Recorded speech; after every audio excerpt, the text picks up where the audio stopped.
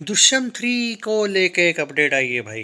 Finally Drishyam 3 Singham वाला जो जयकांत सीख रहे हैं ना दोस्तों, वो आ गया है अजय देवगन के वापस। इस बार आता तुझी बारी वगैरह बोलने आ गया है। Prakash Raj joins the cast of Ajay Devgn Drishyam 3। और यहाँ पे देखो, पहले ही बता दूँ वरना नहीं, लोग भाई अजय देवगन को बहुत ब्लेम करते हैं। कोई भी उसमें उस फिल्म में आता है या जाता है तो क्या अजय ने निकाला होगा, अजय ने ये किया होगा। अजय ने नहीं कुछ किया है भाई। सबसे पहली बात तो यहाँ पे अजय ने कुछ करने का सवाल ही पैदा नहीं होता। प्रकाश राज ने खुद ये क्लियर कर दिया है कि मैं किसी की रिप्लेसमेंट नहीं हूँ, मेरा एक न्यू कैरेक्टर है। एंड वो जो कैरेक्टर है वो पुलिस का नहीं है। अब अजय देवगन का हेल्प करने के लिए है या फिर पुलिस ने कोई एक मोहरा डाला है अजय देवगन को पकड़वाने के लिए, ये तो दृश्यम 3 देखने की बात ही पता चलेगा।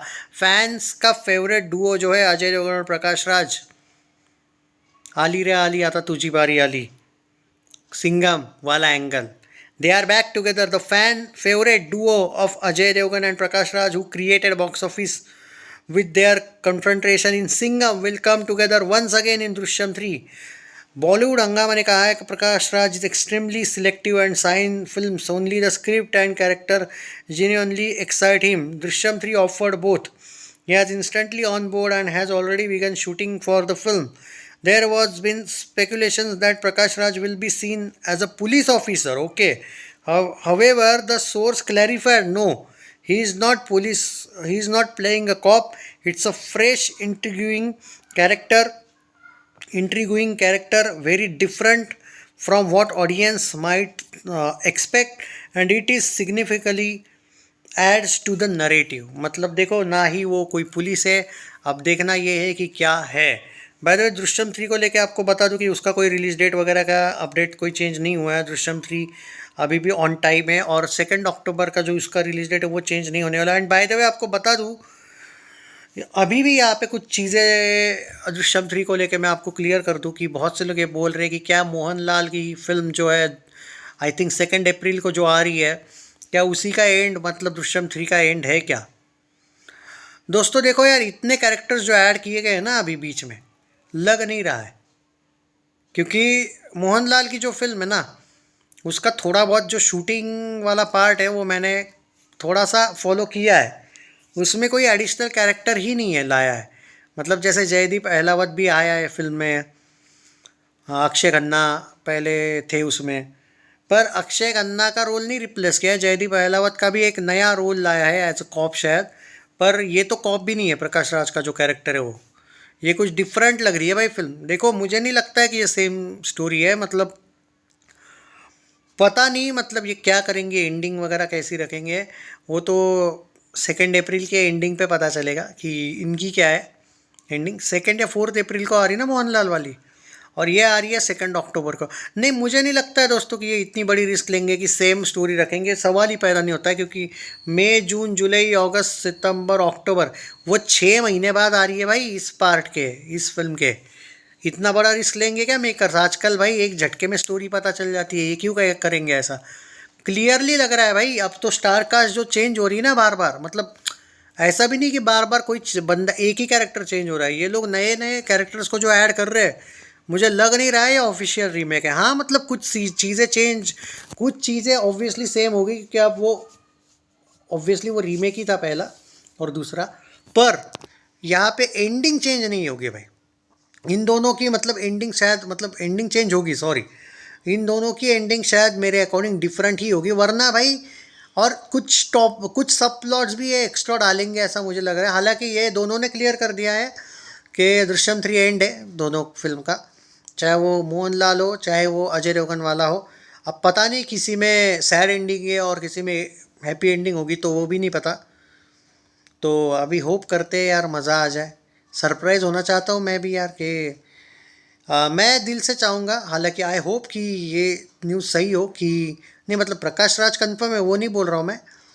ये न्यूज़ सही हो कि जो मेरे पास एक अपडेट था मुंबई से, एक क्रिटिक ने बताया गया था कि नहीं, ये दोनों का डिफरेंट स्टोरी है, यही सही निकले। बस डिफरेंट स्टोरी होना चाहिए यार, मैं दिल से चाहता हूँ। मैं नहीं चाहता हूँ कि वही एंडिंग हो, क्योंकि 6 महीने का गैप है। और देखो दृश्यम कोई बहुत 150-200 करोड़ में नहीं बनती है, वो 50-60-70 करोड़ में बनती है। लेकिन क्या है, अगर डिफरेंट एंडिंग होगी ना तो ये धमाका कर पाएगी। अगर ये सेम एंडिंग होगी ना, ये ठीक है 50-60 करोड़ में बनी होगी, 200-250 जाएगी, 200 200 टाइप का।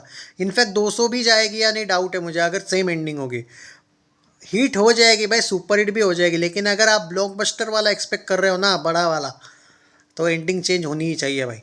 क्योंकि 6 महीने भाई, पब्लिक अगर वही एक एंडिंग देखो, पहला डे और पहला शो जब आता है ना, सब दूध का दूध पानी का पानी हो जाता है।